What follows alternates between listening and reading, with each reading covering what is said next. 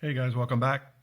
We're going to be doing RLC combination circuits today, and I'll show you how to do it. One thing you have to remember from level 1 is when you were doing combination circuits in level 1, the way you were doing it was you were identifying part of the circuits that are either in series or parallel, and then simplifying them or solving those parts and slowly, kind of simplifying the circuit. We're going to do RLC combination in level 2 in a similar way. So I think the best way to actually do this is just do one together here. So we're going to look at Unit 4, Handout 5B. This is going to be question number 1. Here's the combination circuit. Now, 95 to 99% of my combination circuits are going to look exactly like this. There's going to be 3 rungs. The rungs will be series. This is an RC series circuit. This is an RL series circuit. This is just a resistor. There may be a voltage involved, or there may not. If there's a voltage involved, that's the voltage you should use. If there is not a voltage involved, then you need to dream one up. Use 100 volts or whatever it is. Doesn't matter. It's just like parallel. If there's no voltage included, you can make one up. You'll get your own currents, different than the next guys if you used a different voltage, but your impedance and your phase angle and whether the circuit leads or lags will be the same. So here's how we're going to accomplish this, and we're going to do it kind of one rung at a time, 3 series rungs, and then once we've simplified the 3 series rungs, we're going to treat it as a parallel circuit with 3 rungs. All right, so basically the best thing to do is to solve 4 things for each rung. So for each rung, we're going to calculate Z, okay, the impedance of the rung, I, the current in the rung, the phase angle of the rung, and whether the rung leads or lags. Now, a rung with an inductor in it is going to lag, and a rung with the capacitor in it is going to lead. So I'm just going to put that right here, that this thing leads right now, okay, because it's got a resistor and a capacitor. Capacitor causes the current to lead. There's no inductor, so there's nothing in there that can make it lag.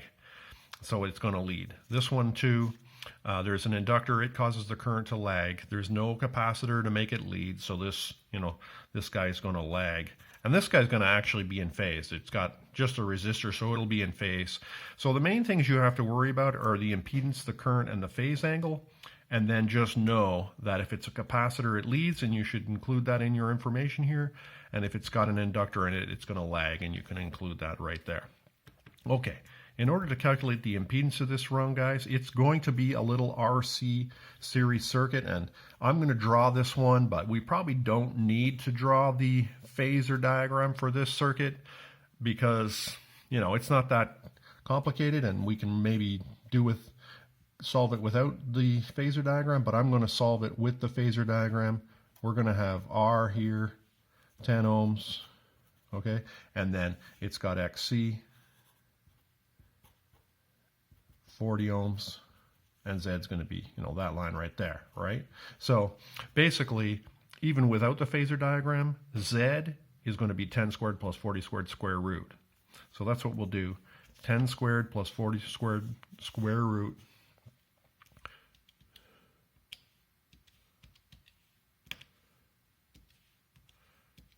And it's, for this rung, 41.23 ohms, okay? Now, we're going to calculate the current because there's your 41.23 ohms. It's got a voltage of 208 applied to it, so I is going to be E over Z, and so I'm not going to write it in here because I don't have room, but it's going to be the 208 divided by the impedance we just calculated. Whoops. 208 divided by 41.23 equals, it's going to be 5 amps, 5.045 amps, okay? Now the phase angle, it's going to be that phase angle right there, opposite over adjacent, inverse tan. So 40 divided by 10 equals shift tan equals. Looks like it's 75.96 degrees, all right? And it leads. We're going to calculate the exact things for this rung and also for this rung. I'm not going to draw a phasor diagram for this rung. I know the impedance for this rung is going to be 45 squared plus 20 squared, square root. Okay, so 45 squared plus 20 squared equals square root. This thing is going to be 49.24 ohms. Okay, the current is going to be 208 over 49, so 208 divided by that answer equals I here is going to be 4.224 amps.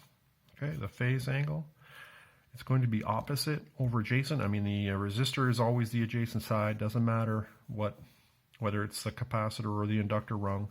It's always going to be, you know, opposite over adjacent, inverse tan. So 45 divided by 20 equals shift tan equals 66.04 degrees. All right, guys. Now, same with this rung. We're always going to calculate all this stuff for every rung.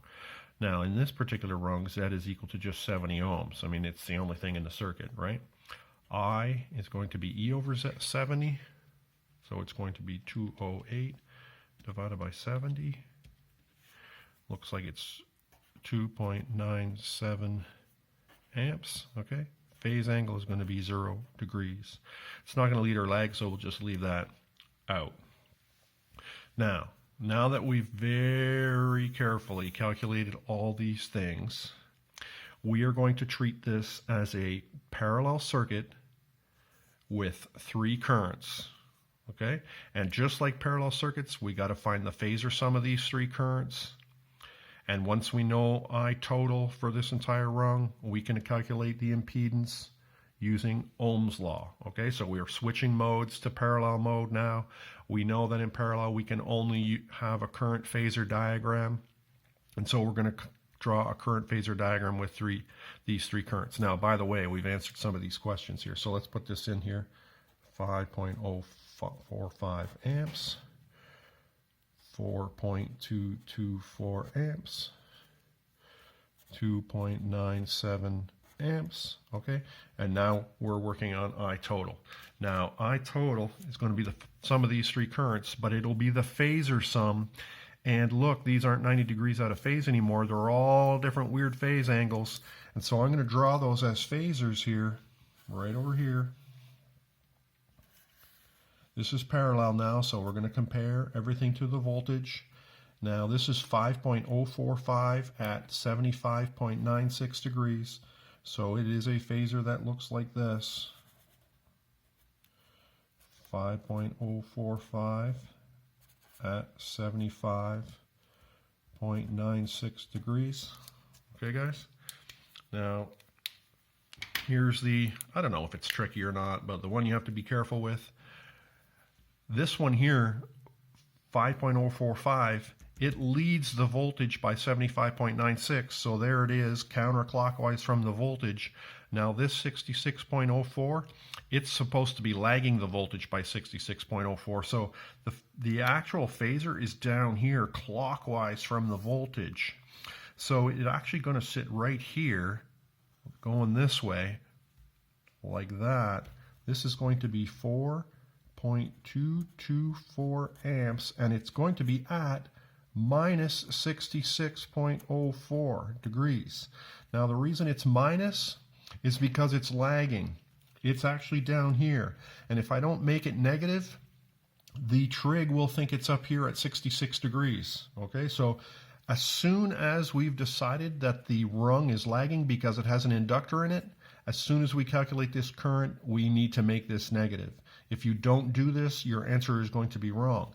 The reason we're doing it is to make the math work, okay? Because we're about to apply the component method to these 3 currents to calculate the total current. And if the current is lagging, you must make this minus 66. Basically, if the rung has an inductor in it, calculate the angle and then make it negative. There it is, okay? Now, this last one, 2.97 at 0 degrees, it's going to sit right here. 2.97 at 0 degrees, okay? And The resultant, guys, is going to be this green line right here. This is exactly the way we were doing it when we were adding phasors. There's all IT. It has a vertical component. It has a horizontal component.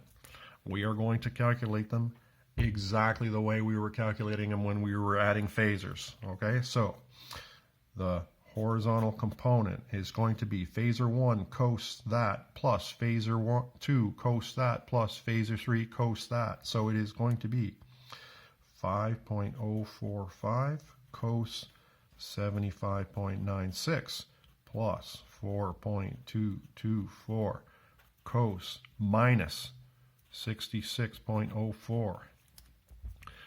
This is not going to work, right? So we'll keep going down here. Plus 2.97 cos 0. All right, so that's going to be equals. Let's punch it into our calculator in one long line up here. I'm trying to make it so you can see the calculator here.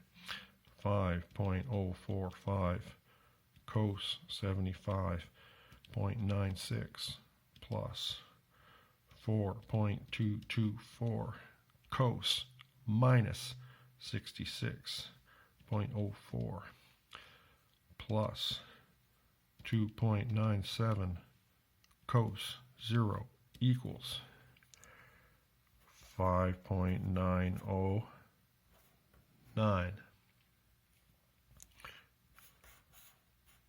Okay, we're going to do the exact same thing with the vertical component. The vertical component is going to be 5.045 sine 75.96 plus 4.224 sine minus 66.04 plus 2.97 sine 0. All right, I'm going to answer it right here. Let's try it.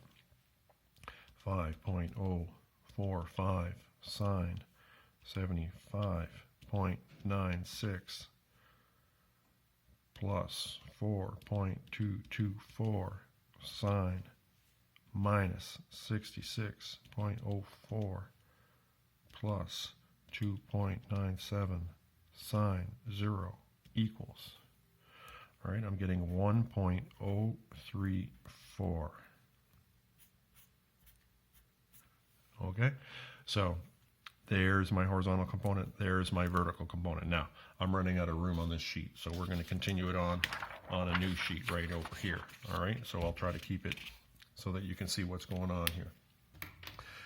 Now that, we're working on E here, okay guys? Now that I have the horizontal and vertical components, I'm going to calculate the resultant.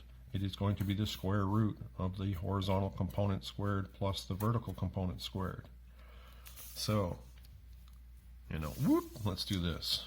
Can you guys see that? Yeah, it looks okay. Square root 5.909 squared plus 1.034 squared equals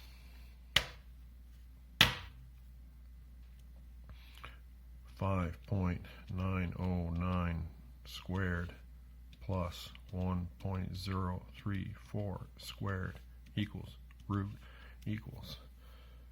It is 6 amps. Okay, and that is right here, 6 amps. Now that we've calculated the total circuit current, we can now calculate Z. So once again, Z is the first thing on the list. It is not the first thing you can calculate. All we've done so far is calculate the total circuit current. That's how you solve parallel circuits. You calculate the total circuit current and then you calculate the impedance next. So finally, A, Z, E total over I total. Okay guys, E total 208, I total 6. 208 divided by answer equals 34.67 ohms. Okay, 34.67 ohms. Okay, last two things we have to calculate, guys. One is the phase angle. Oh, you know, I'm right off the sheet here. I just filled this in here, 34.67 ohms, right from here. All right, guys, I can't fit everything on my screen here, so I'm trying to show you as much as I can. So, guys, we're going to calculate the phase angle. We're going to calculate based on this little triangle right here. It's opposite over adjacent inverse tan.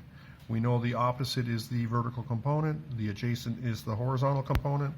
So the phase angle, guys, is going to be the opposite, 1.034 over the adjacent, 5.909, tan to the -1. These are, you know, tricky. Not that tricky, but they are easy. It's easy to screw these up. You got to be very careful the whole time you're doing it. If you're not careful, you're going to make a mistake, and if you make a mistake, everything is going to be wrong. All right, so you really have to go slow on these. Let's wrap this up because this video is getting long enough. 1.034 divided by 5.909 equals shift tan equals 9.93 degrees. Last one. G. Have a look. NASCAR. Okay? Current leading. Okay? Or take a look at the phasor, identify the current phasor. It is counterclockwise. Also leading. I'm going to do another one on the next video. So stick around if you want to see it. Check it out. Have a good day, guys.